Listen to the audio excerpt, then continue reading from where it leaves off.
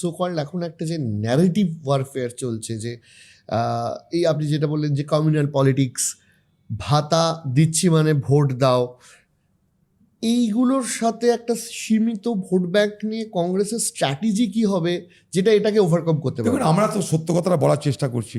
আমরাও আমাদের রাজ্যে ভাতা দিই না তা তো নয়, অনেক বেশি ভাতা দিই আমরা। তেলেঙ্গানায় যান, কর্ণাটকে যান, অনেক বেশি ভাতা দিই। ফারাকটা কি? ফারাকটা হচ্ছে এইটা, সেখানটা রোজগার করে ভাতা দেয়, তাই তাদের রাজ্য ঋণগ্রস্ত নয়। সেখানটায় পরিকাঠামো হয়, ভাতাও চলে, সরকারের রোজগার বেশি, রেভিনিউ আর্নিংস বেশি হয়, তার থেকে একটা অংশ সে ভাতা দেয়, আরেকটা অংশ পরিকাঠামো করে। ঠিক আছে। আমাদের এখানে কি হয়, আমাদের এখানে যা রোজগার হয় ভাতাতে দিয়ে দেওয়া হয়, অর্থাৎ খাজনা থেকে বাজনা বেশি হয়ে যায়। মানে কথা আছে না, cut your coat according to your cloth. তোমার যতটা জামা কাপড় আছে ততটা তুমি জামা তৈরি করো। পশ্চিমবঙ্গের তৃণমূল কি করেছে, আমার তাকে ভোট থাক, পরে বাংলার কি হবে না হবে জানি না, আগে তো ভোট থাক,